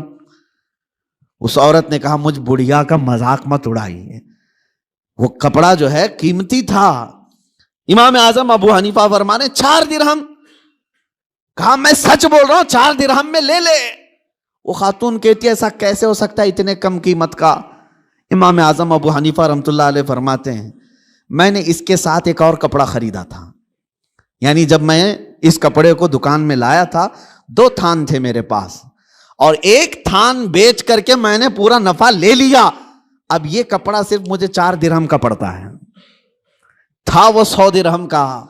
لیکن امام اعظم ابو حنیفہ فرماتے میں نے دوسرے والے اس کے ساتھ لائے ہوئے کپڑے میں اپنا نفع اور خرید و فروخت جتنے میں ہوئی تھی سب میں نے وصول کر لیا ایک کپڑے میں، اب ایک کپڑا مجھے صرف 4 درہم کا پڑتا ہے، تو چاہے تو لے لے۔ 4 درہم میں اس عورت کو کپڑا دے دیا۔ کون کرتا ہے آج کے معاملات؟ کون کرتا ہے؟ یہاں غریبوں کا خون چوس لیا جاتا ہے، ان کے معاملات کو ختم کر دیا جاتا ہے۔ عزیزان گرامی وقار، جب تک یہ احساس تمہارا بیدار رہے کہ مجھے دھوکہ اگر میں دوں گا تو اللہ شاہد ہے، اللہ دیکھ رہا ہے، ہر چیز وہ تمہاری قیامت کے دن لائے گا۔ فَمَن يَعْمَلْ مِثْقَالَ ذَرَّةٍ خَيْرًا يَرَهُ وَمَن يَعْمَلْ مِثْقَالَ ذَرَّةٍ شَرًّا يَرَهُ، تم میں جو رائی کے دانے کے برابر نیکی کرے گا اللہ اسے بھی دکھائے گا، اور رائی کے دانے کے برابر جو برائی کرے گا اللہ وہ بھی تمہیں دکھائے گا۔ اس لیے معاملات میں پکے ہو جاؤ، لوگوں کو ٹھگنا، لوگوں کو بیوقوف بنانا، لوگوں کو اللہ رب العزت کی مصلحت اور اس کی حکمت بالغہ کو دیکھے۔ اللہ کریم نے اپنے آخری رسول کے لیے جو زمین منتخب فرمائی وہ افریقہ کی سرزمین نہیں تھی، نہ ہی کوئی ہند کی سرزمین، نہ یورپ کی سرزمین، بلکہ عرب کی سرزمین کو منتخب کیا گیا۔ اس لیے مجھے زمین کا جغرافیہ بتانا ضروری ہے کہ یہ لوکیشن کے اعتبار سے بیچوں بیچ میں آباد ہے، پوری دنیا کا سینٹر کہلاتا ہے، اس لیے کہ یہاں سے روشنی نکلے تو پوری دنیا میں پھیلے، یہاں سے نکلا ہوا ابر ہر زمین پر بارش بن کر کے برسے گا، اور برسا بھی۔ اللہ کریم نے مکہ مکرمہ کی سرزمین کو منتخب فرمایا۔ طبیعتیں کیسی تھی، اکھڑ مزاج لوگ تھے، ان کے درمیان میرے آقا کو پیدا کیا اللہ نے، اور رسول کریم صلی اللہ تعالیٰ علیہ وسلم جس دن پیدا ہوئے یہ بی بی آمنہ کا گھر تھا، اور رسول کریم صلی اللہ تعالیٰ علیہ وسلم یتیمی کی حالت میں پیدا ہوئے ہیں، باپ نہیں ہیں، ماں پرورش کرتی رہی۔ عربوں کے رواج کے اعتبار سے دادا کی شفقت بہت زیادہ تھی اپنے پوتے پر، کیونکہ بیٹے عبداللہ بہت محبوب نظر تھے، بڑے پیارے تھے، لیکن جب جوانی میں انتقال کر گئے تو حضرت عبد المطلب کو اس کا بڑا صدمہ تھا کہ میرا سب سے محبوب بیٹا عبداللہ مدینے میں انتقال کر گیا، تو اپنی بہو حضرت آمنہ اپنے پوتے حضور اکرم صلی اللہ تعالیٰ علیہ وسلم کی پرورش میں جی جان لگا دیا، اتنا لگا دیا۔ آپ کو پتا ہے میرے آقا صلی اللہ تعالیٰ علیہ وسلم کا نام پاک آج کروڑوں مسلمانوں کی آنکھوں کا تارا ہے۔ حضور کا نام جیسے ہی ہم محمد نام لیتے ہیں ہم انگوٹھوں کو چوم کر کے آنکھوں سے لگاتے ہیں۔ یہ نام پاک عام نام نہیں ہے، اس نام پاک کو بزرگان دین تو ایسے تھے کہ حضرت محمود غزنوی کا نام سنا ہے، ان کے خاص وزیر تھے ایاز، ایاز کے بیٹے کا نام تھا محمد۔ محمود جو ہے سلطان محمود اپنے وزیر کے بیٹے محمد کو بہت پیار کرتے تھے۔ ایک دن جو ہے آپ ایاز کے بیٹے کو محمد کہہ کر نہیں بلا رہے ہیں بلکہ کہتے اے ابن ایاز، اے ایاز کے بیٹے ادھر آ جا۔ ایاز نے سن لیا، کہا آج سلطان غضبناک ہوں گے، میرے بیٹے کا نام لے کر کے نہیں پکارا، باپ کے نام سے پکارا ہے۔ بعد میں حاضر ہو کر پوچھا سلطان میرے بیٹے سے کوئی خطا ہوئی، آپ خفا تو نہیں ہیں؟ اس کے نام سے نہ پکارتے ہوئے اس کو ابن ایاز کہہ کر پکارا۔ سلطان محمود نے کہا ایاز ایسی بات نہیں، خفا نہیں، بلکہ میں وضو کی حالت میں نہیں تھا، اس لیے تیرے بیٹے کا نام محمد ہے، میں بغیر وضو کے کبھی اس کا نام بھی نہیں پکارتا۔ اور علامہ عبد الرحمن جامی فرماتے ہیں 1000 بار بشویم دہن ز مشک و گلاب ہنوز نامے تو گفتن کمال بے ادبیس. یا رسول اللہ 1000 بار میں اپنے منہ کو گلاب کے پانی سے مشک و عنبر کے پانی سے دھو لوں اس کے بعد بھی آپ کا نام پکارنا میں بے ادبی سمجھتا ہوں. یہ علامہ عبد الرحمن جامی. میں بات کیوں کہہ رہا ہوں حضور کے نام کی؟ یہ محمد نام کسی اور نے نہیں حضرت عبد المطلب نے رکھا تھا. آپ کے دادا آپ کے جد امجد جیسی حضور کی پیدائش ہوئی تھی گھر دوڑے دوڑے آئے تھے بی بی آمنہ کے اور فوراً اٹھا کر کے گودی میں لے لیا اور خانہ کعبہ کے پاس آئے اور خانہ کعبہ کے سامنے ہاتھ پھیلاتے ہوئے اللہ کی بارگاہ میں عرض کرنے لگے اللہم ھذا ابنی سمیتہ محمدا. اے اللہ دیکھ یہ میرا بیٹا ہے اور میں نے اس کا نام محمد رکھا ہے. عرب کے بہت سارے لوگ وہاں موجود تھے. یہ نیا نام تھا ان کے لیے. عرب میں جو نام رکھے جاتے ہیں وہ باپ داداؤں کے نام پر چلتے ہیں. وہاں پر نئے نام نہیں رکھتے. خاندانوں کے اپنے خود پرسنل نام چلتے رہتے ہیں. پرٹیکولر نام ہوتے ہیں وہی نام رکھے جاتے ہیں. حضرت عبد المطلب نے نیا نام رکھا تھا تو عرب کے بہت سارے قبیلے آئے اور پوچھا یا عبد المطلب لما سمیتک ابنک ھذا محمدا. اے عبد المطلب آپ نے لما سمیت ھذا محمدا کیوں آپ نے اس کا نام محمد رکھا ہے؟ تو حضرت عبد المطلب مسکرائے اور کہا تمہیں پتا ہے محمد کا نام کا مطلب کیا ہے؟ محمد کے میننگ کیا ہے؟ کہا محمد کہتے کسے ہیں؟ محمد اس کو کہتے ہیں جس کی سارے لوگ تعریف کریں. سب سے زیادہ جس کی تعریف کی جائے اس کو محمد کہا جاتا ہے. حضرت عبد المطلب نے کہا میں نے اپنے اس بیٹے کا نام محمد اس لیے رکھا ہے کہ جب بھی کوئی نام لے تو نہ چاہتے ہوئے بھی میرے بیٹے کی تعریف ہو ہی جائے.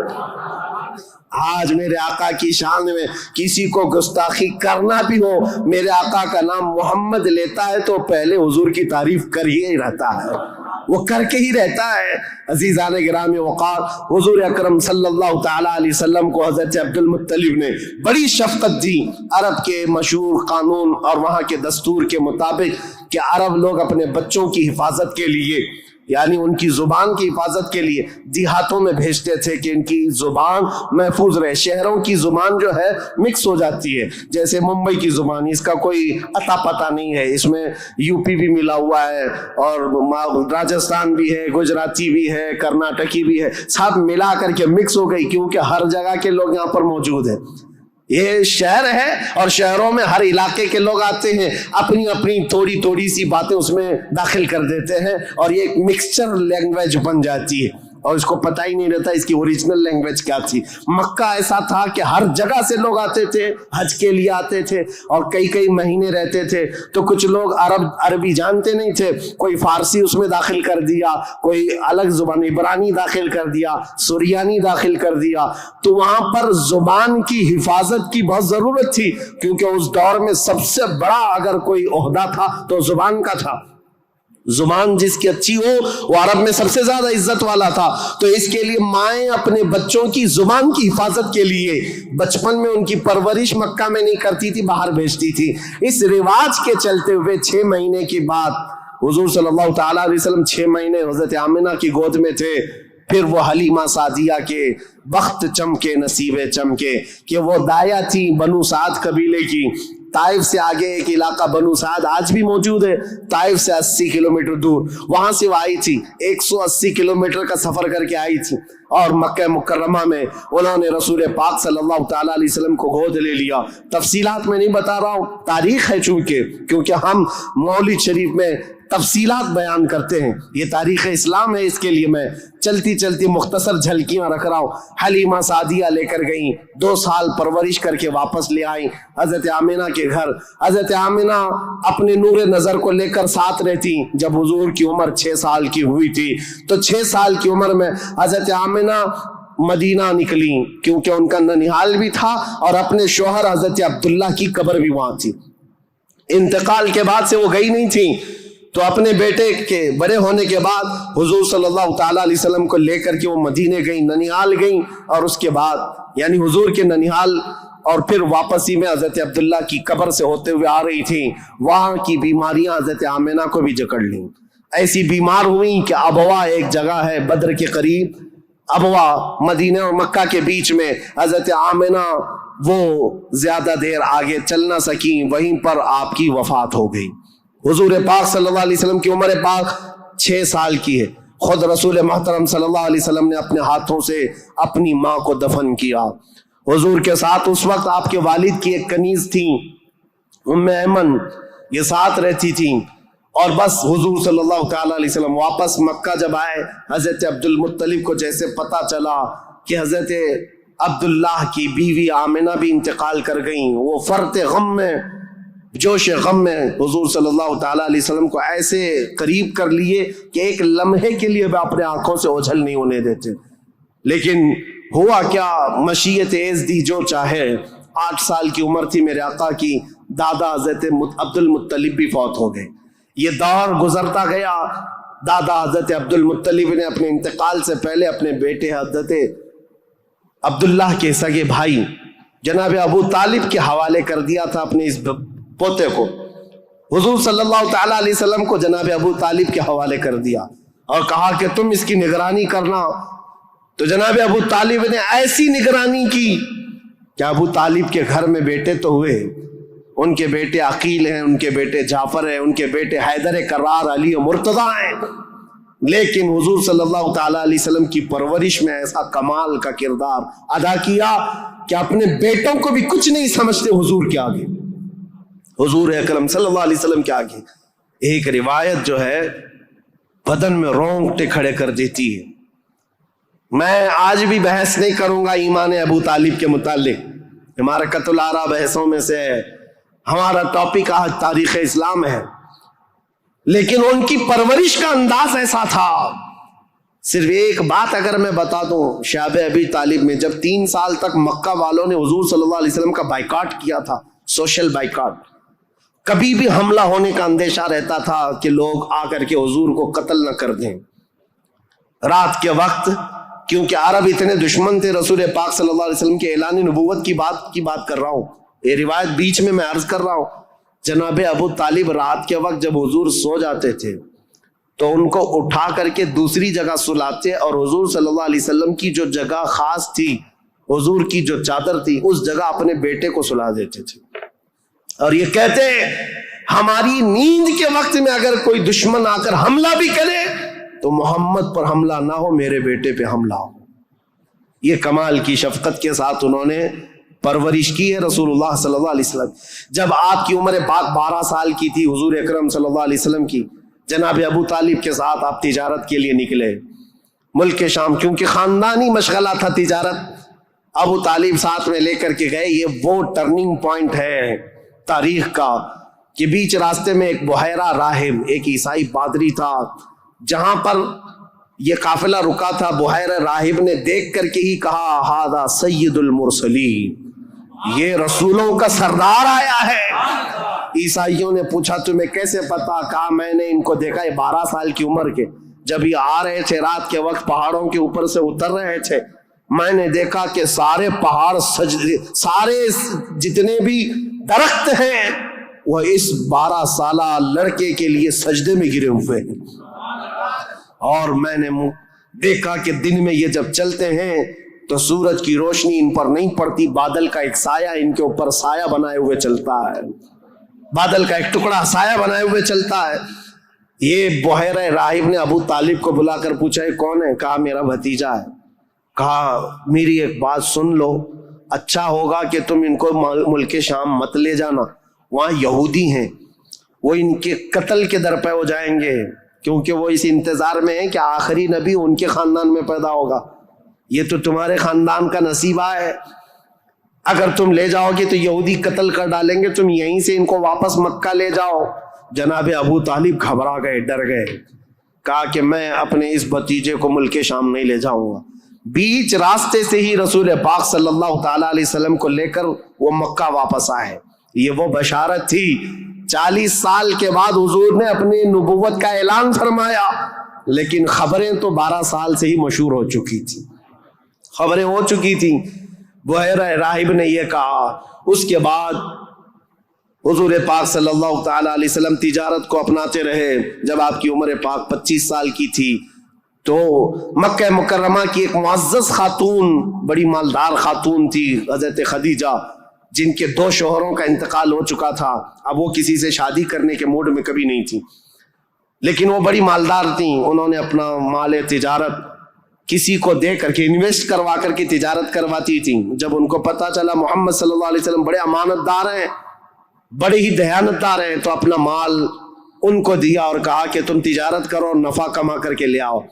رسول پاک صلی اللہ علیہ وسلم ان کا مال تجارت لے کر ملک شام گئے اور اتنا نفع ہوا اس مال میں. واپس جب آ رہے تھے تو حضرت خدیجہ کا ایک غلام میسرہ تھا. حضرت خدیجہ نے کہا تھا میسرہ تم ہمیشہ محمد پر نظر رکھنا، دیکھتے رہنا یہ کیسی کیسی تجارت کرتے ہیں، کتنا نفع کرتے ہیں. اسی لیے نہیں کہ خرد برد ہوگا، اس لیے کہ مدد کے طور پر. جب یہ قافلہ واپس مکہ آ رہا تھا، اب پھر ٹرننگ پوائنٹ ہے یہاں پر. حضرت خدیجہ اپنے گھر کے بالا خانے پر بیٹھ کر کے اپنا نفع شدہ قافلہ جو مکہ میں داخل ہو رہا ہے اس کو دیکھنے کے لیے بیٹھی ہوئی تھی. بڑا گھر تھا، بڑا محل تھا. جب وہ اوپر سے نظارہ کر رہی تھی، وہیں سے دیکھ کر کے وہ گرویدہ ہو گئی کہ اتنی دور سے دیکھ رہی تھی، قافلہ صاف نظر نہیں آ رہا تھا لیکن چہرہ محمد سب سے زیادہ چمکتا ہوا نظر آ رہا ہے. حضرت خدیجہ کہتی ہے میں نے چاند کو بھی اتنا تیزی سے چمکتے نہیں دیکھا جس طرح ملک شام سے یہ لوٹتا ہوا قافلہ محمد کا چمکتا ہوا چہرہ لے کر آ رہا تھا. حضرت خدیجہ کہتی ہے عجیب حالت تھی، قافلہ تو تجارت کر کے آ رہا ہے لیکن میں نے دیکھا اس قافلے کے اوپر جو دھوپ کا وقت ہے اس وقت آسمان کا ایک ٹکڑا، بادل کا ایک ٹکڑا سایہ بن کر کے چلتا ہوا آ رہا ہے. جس طرف محمد جا رہے اس طرف وہ ٹکڑا بھی چلتا جا رہا ہے. آگے پیچھے نہ جانے کون سی مخلوق چل رہی تھی. حضرت خدیجہ کا دل یہیں سے بے قرار ہوا. ملک شام سے تجارت کر کے واپس آنے کے بعد، جبکہ حضرت خدیجہ کی 2 شادیاں آلریڈی ہو چکی تھی، انتقال ہو چکے ان کے شوہروں کے، 40 سال کی عمر ہو چکی تھی، شادی کرنے کا کوئی خیال نہیں تھا. لیکن حضور پاک کے چہرے پاک کو دیکھنے کے بعد، ان کی خصوصیات دیکھنے کے بعد، نفع لیتے ہی آپ نے پیغام بھیج دیا محمد صلی اللہ تعالی علیہ وسلم سے.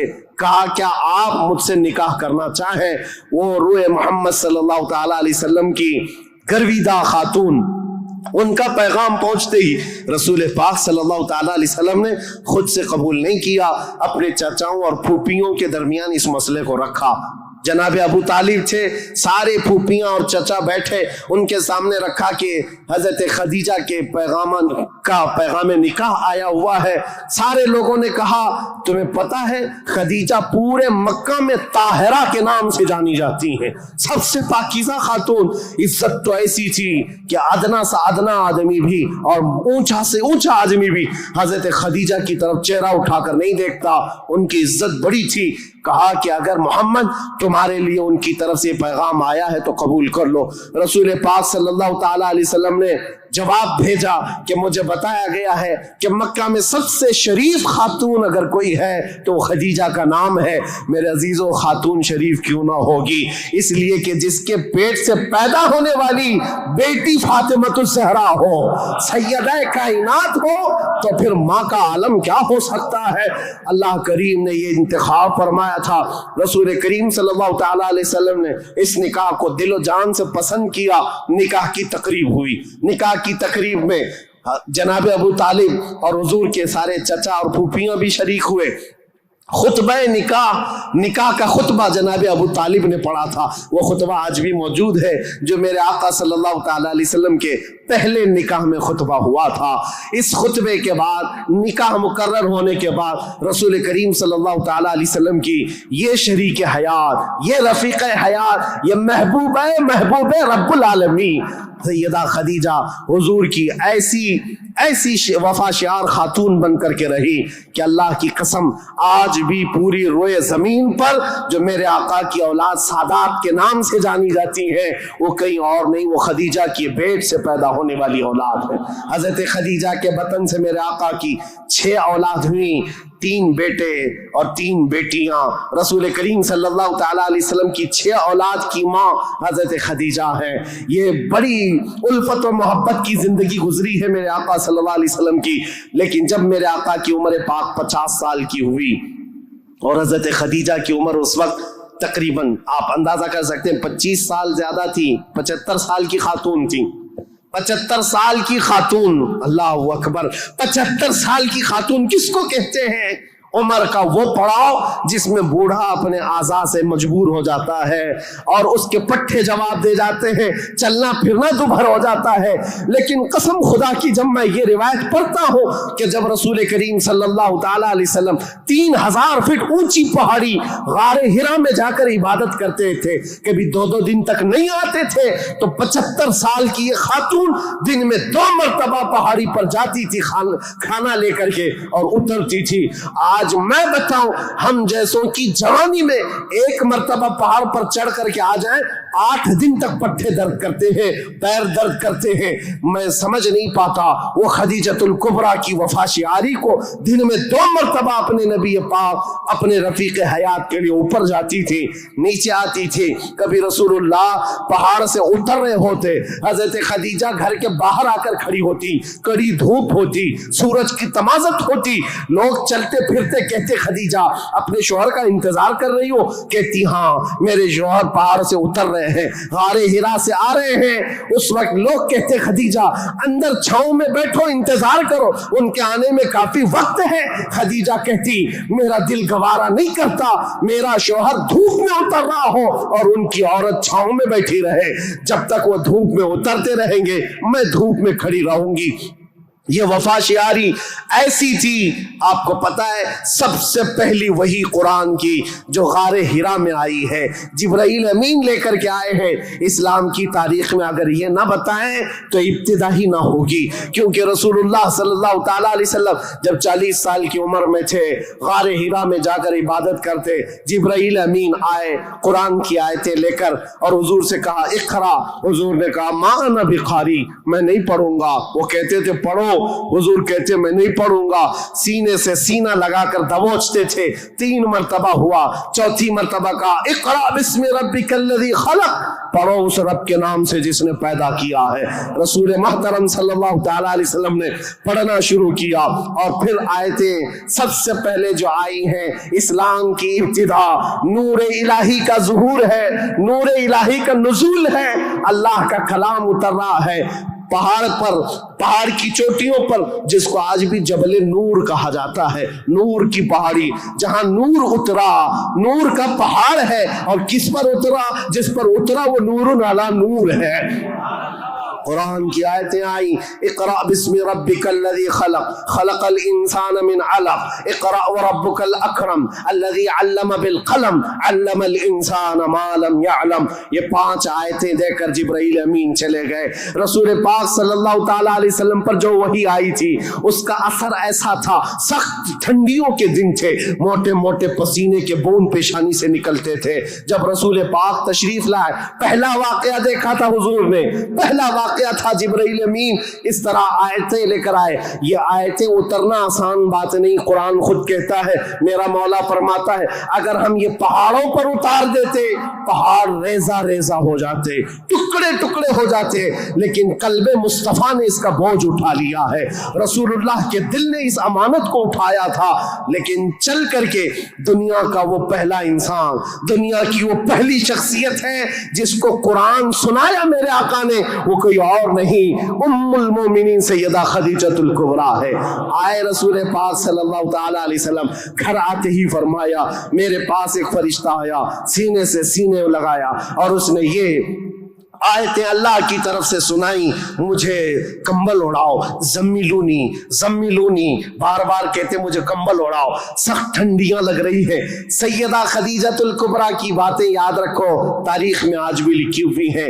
ڈھارس بندھانے والی, تسلی دینے والی, حوصلہ دینے والی خاتون ہو تو زندگی کمال کی ہے. عزیزہ نے گرامی کہتی ہیں اے محمد عربی صلی اللہ تعالی علیہ وسلم, اے اللہ کے رسول, آپ یتیموں کا بوجھ اٹھاتے ہیں, آپ بیواؤں کی مدد کرتے ہیں, آپ کمزوروں کا ہاتھ پکڑتے ہیں, آپ کے ساتھ کبھی برا ہو ہی نہیں سکتا. یہ جو اترا ہے وہ آپ کی بھلائی کے لیے ہے. ان قریب آپ دیکھیں گے زمین و آسمان کی ساری چیزیں اللہ تعالیٰ آپ کے لیے مسخر فرما دے گا. یہ خدیجۃ الکبریٰ رضی اللہ تعالیٰ عنہ کی حوصلہ افزائیاں تھی. یہاں سے میرے آقا صلی اللہ تعالیٰ علیہ وسلم پھر مکہ تشریف لائے, اور آپ کو پتہ ہے سب سے پہلے مکہ مکرمہ میں اب تاریخ اسلام کی شروعات ہے. تاریخ اسلام کی شروعات ہے. اسلام کی تاریخ سے پہلے میں نے اتنا بیک گراؤنڈ بتا دیا, تاریخ بتا دی, حالات بتا دیے, سیاسی حالات, مذہبی حالات, اخلاقی حالات. اب جو شروعات ہوئی وہ کہاں سے؟ غار حرا سے شروعات ہوئی. اور اس کے بعد سب سے پہلے گھر آئے میرے آقا, اور سب سے پہلا مسلمان جو اسلام میں داخل ہوتا ہے وہ کوئی اور نہیں, ام المومنین خدیجۃ الکبریٰ. گھر والی سب سے پہلے اسلام میں داخل ہوئی ہیں. روایتوں کی تطبیق کے اعتبار سے